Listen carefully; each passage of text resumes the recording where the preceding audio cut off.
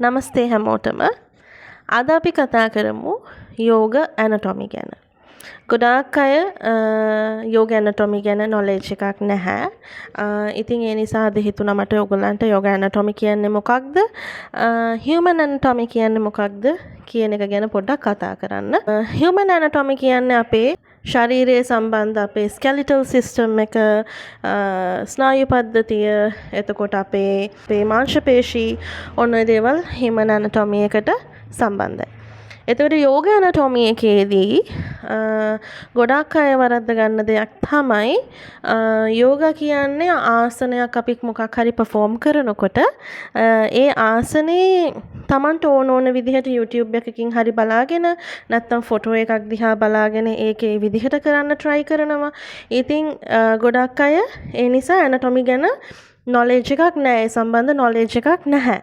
ඉතින් යෝග ඇනටොමි කියන්නේ අපේ ශරීරයේ internally සහ externally පිටතින් සහ ඇතුළතින් අපගේ තියෙන organs සම්බන්ධව knowledge එකක් තියෙන්න ඕනේ යෝග කරද්දී. උදාහරණයකට යෝග කරනකොට අපේ මාංශ පේශී වල තියෙන movement එක කොහොමද අපේ මාංශ පේශී move කරන්නේ ආසනයක් කරනකොට. එතකොට කොහොමද අපි මාංශ පේශී සමග අපේ inhalation සහ exhalation අපේ ආශ්වාසය සහ ප්‍රාශ්වාසය කොහොමද ආසනෙත් එක්ක කම්බයින් කරන්න එකට කියන එක ගොඩාක් වැදගත් වෙනවා යෝග ඇනටොමි වලදී. එතකොට යෝග ඇනටොමියේදී සම්බන්ධයි අපේ නර්වස් සිස්ටම් එක, ස්නායු පද්ධතිය, එතකොට අපේ ස්කෙලිටල් සිස්ටම් එක, ඒ කියන්නේ අපේ අස්තීන් ප්‍රධාන කොට යනවා අපි යෝගාසන කරනකොට. යෝග ඇනටොමි අනිවාර්යයි. එතකොට අපේ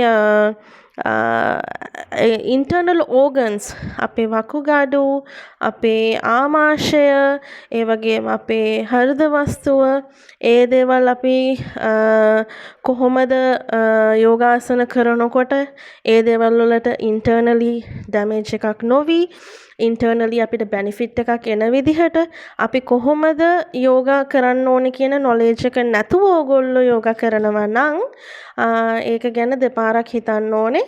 මොකද යෝගා කියන්නේ physical body එකට විතරක් කරන දෙයක් නෙමෙයි, internal body එකටත් කරන දෙයක් නිසා.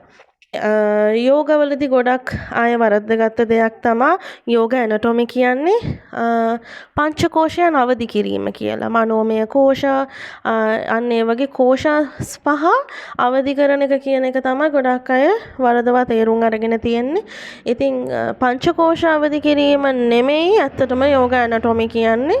අර මං කිව්වා වගේම අවබෝධයෙන් අපේ මසල්ස් හසුරවන විදිය, හුස්ම ගැනීම, අපි යෝග කරනකොට අපේ මසල් මූවමන්ට්ස් වගේම අනිවාර්යයෙන්ම අපේ ජොයින්ට් මූවමන්ට්ස් ගැනත් හොඳ දැනුමක් තියෙන්න ඕනේ. අපි කොහොමද ජොයින්ට්ස් මූව් කරන්නේ එක එක ආසනවලදී එක එක විදිහ, ස්පෙෂලි අපේ ස්පයිනල් කෝඩ් එක, අපේ කොඳුනාරටිය ගැන විශේෂ අවධානයක් දෙන්න ඕනේ. මොකද ගොඩාක් යෝග කරපු කට්ටිය මට කෝල් කරලා තියෙනවා වෙනත් තැන් වලින් යෝග කරපු අය කොන්ද අමාරුව හදාගෙන තියෙනවා යෝග කරන්න ගියපු නිසාම.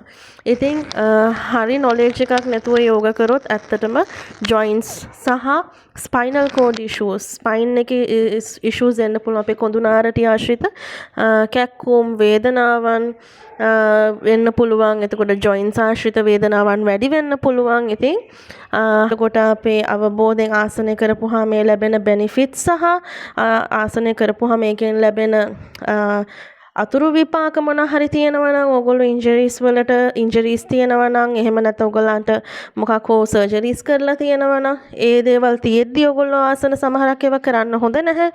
ඔන්න ඔය වගේ ගොඩාක් දේවල් තියෙනවා. ඉතින් අපි අනිවාර්යෙන් අවබෝධයෙන් අපේ ඇඟ හැසිරවන්න ඕනේ.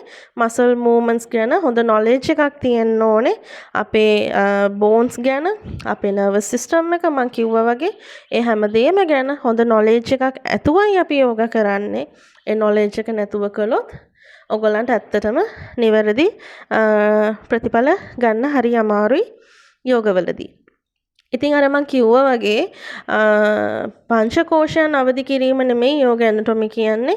පංචකෝෂයන් අවදි වෙනවා අපි නිවැරදි විදිහට හරි අලයින්මන්ට් එකකින්, හරි ඇනටොමි නොලෙජ් එකකින්, හරි ගයිඩන්ස් එකකින් අපි හරි විදිහට යෝගාසන කරොත් යෝගා, ප්‍රාණයාම, භාවනාව, මුද්‍රා, බන්දා, ධාන ඔන්න ඔය වගේ දේවල් නිවැරදි ආකාරයෙන් හරි ගයිඩන්ස් එකක් ඇතුව කරොත් විතරයි ඔය පංචමය කෝෂයන් කියන දේවල් අවදි වෙන්නේ. එහෙම නැතුව පංචමය කෝෂ කියන්නේ ඇනටොමි නෙමෙයි.